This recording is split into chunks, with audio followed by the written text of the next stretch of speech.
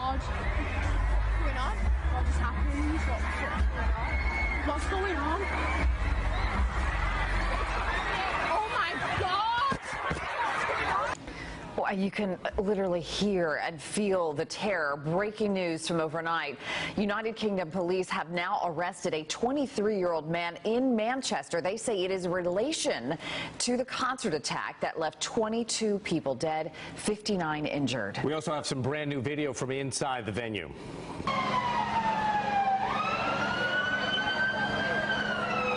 Obviously, this is right outside the venue. This morning, a heavy police presence in Manchester.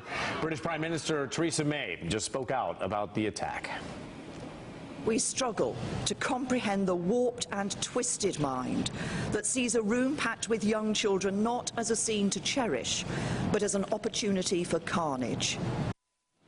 And President Trump also discussing the attack this morning while on his trip to Israel. So many young, beautiful, innocent people living and enjoying their lives murdered by evil losers in life. I won't call them monsters because they would like that term. They would think that's a great name. I will call them from now on losers, because that's what they are. They're losers. Authorities say they are investigating the incident as a terrorist attack. No group has come forward to claim responsibility yet. One witness describes the moments just after the attack. That there was pandemonium everywhere. Meantime, Ariana Grande, whose concert these kids were attending, tweeted out a message saying, "Broken. From the bottom of my heart, I am so sorry. I don't have words."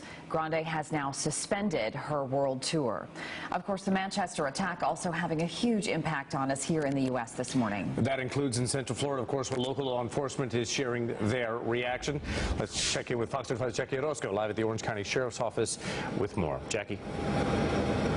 The sheriff saying that his deputies will be on high alert today in surrounding communities and in the business districts. And he's also asking the public to be also on high alert after learning about this bombing in Manchester. Now, Sheriff Jerry Demings releasing a statement overnight saying, quote, "Deputies are maintaining a heightened level of alertness in our communities and business districts. We ask residents to constantly maintain a level of daily awareness as they go about their day-to-day activities and report anything suspicious." Now, the sheriff is also saying that he's working closely with state and federal agencies, again, just monitoring the situation that's happening in Manchester and, of course, keeping us safe here locally. For now, reporting live here in Orange County, Jackie Orozco, Fox 35 News.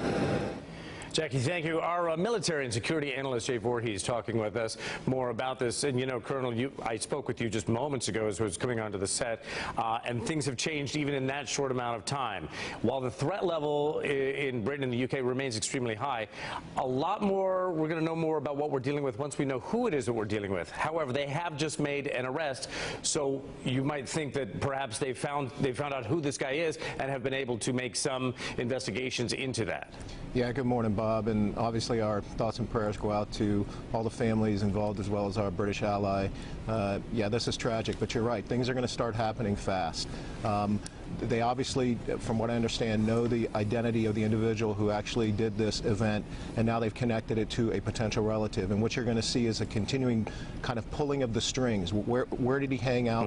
Where did he hang out? Who were his friends?